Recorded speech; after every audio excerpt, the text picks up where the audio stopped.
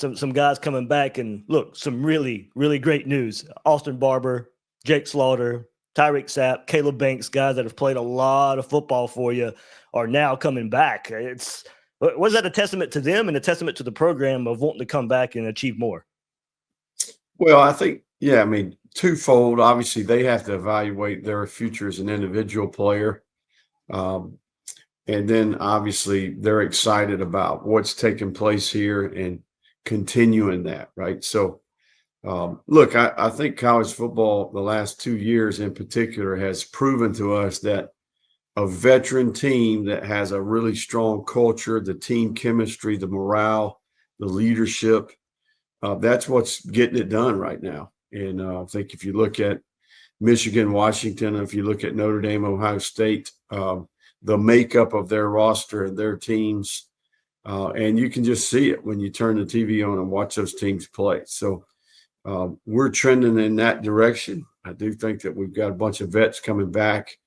We're still relatively young. There's a lot of young talent on the roster, but I do think some of those guys that you mentioned are going to be key pieces to the puzzle, not just the on-the-field production, but their example and their voice about what they've learned here since they've been here. So some of those guys have been with us the entire time, and they've seen the good, the bad, and the ugly, and they know what works and what doesn't work, right? So it takes a few cycles to establish culture in football, and I think it works best when the veteran players set the example and it kind of establish a standard, and the rookies show up and they follow that leadership. So we've got that going right now.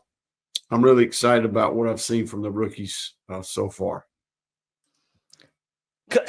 And for those guys, of course, those guys are in the trenches, offensive line, defensive line. That's hard to get in recruiting and have those guys play right away. In the transfer portal, there's not a lot of options there, honestly. So how important was it getting those guys back because of the positions they play? Yeah, no, I think those are areas on the team where you want to be have veteran players. You know, I do think that look, there's no substitute for experience. There's no substitute for having perspective about what's required to be a good football team. And I think those names you mentioned there, they're not only really good players, man, but they're smart, they're tough.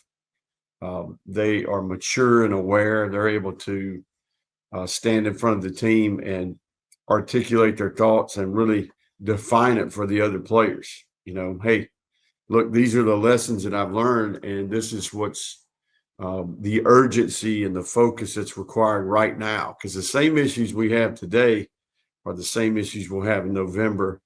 And I think they've had a chance to gain valuable experience the last couple of years. At one time, maybe on that note too, but at one time it looked like the roster might need more help portal number wise, but you had those guys returning. You retained a bunch of the roster for younger players as well from hitting the transfer portal. It doesn't leave as much room for the portal as maybe we thought, early December at some point. So did that plan change because of those guys coming back and retaining a lot of the younger guys on the roster? Yeah, I mean, I think we've been fortunate, right? We had minimal attrition. We're at 8. This is the first time I would say from a roster management standpoint that we are kind of playing with a lead a little bit, and we've got some flexibility. We still have a few spots where we could potentially add strategic players. But in general, I think we're going into this offseason and this season with a little bit more of an established roster. I think, I think nowadays when you're evaluating the player, you're evaluating the film.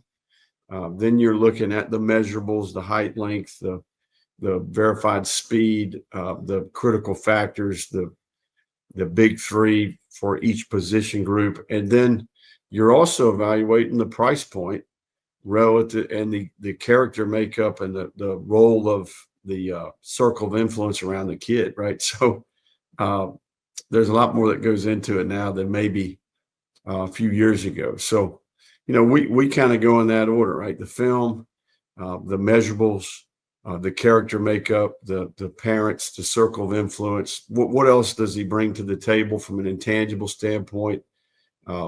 Not just the production, but does he add an element from a leadership standpoint, right? Is he a glue guy? And then you got to get into the price point. We are full.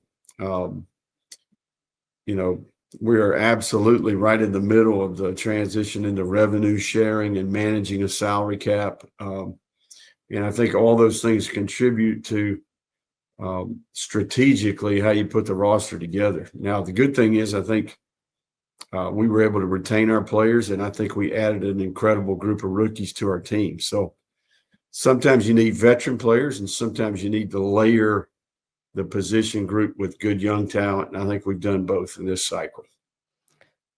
With the transfer portal, and man, I just don't know if we ever really saw it turning out this way. I mean, I think we knew it was going to be crazy, but I don't think we knew it was going to be as crazy as it really turned out to be. Does it change how you recruit? Like, do you look for guys that can play multiple positions in certain spots because you never know where a roster hole might show up? And how does all that affect development?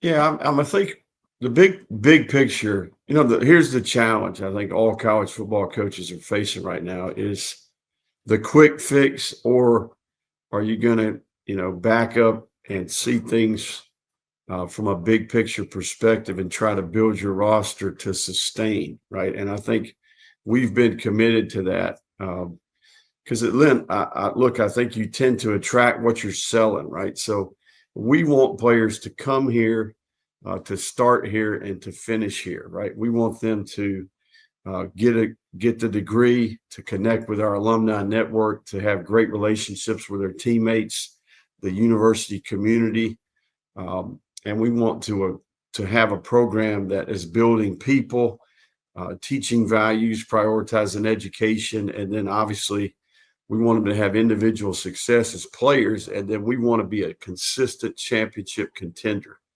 Okay, so to do that, I think you have to layer your roster with, really good groups of high school players, and then you're strategic with the portal.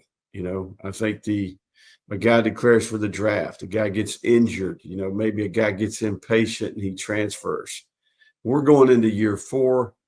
I think we've stabilized to some degree, and I think we're trying to build an organization from top to bottom that can be consistent each year and be a contender. So, we're all in a catch-22, and I think that we've been patient, but I do think we've made good decisions in the portal, good evaluations. Those players have been productive for us. They've provided the experience and the depth that we needed, but we've also been able to grow up the young talent that we've added. And I think we're going into year 4. We like where our roster is at.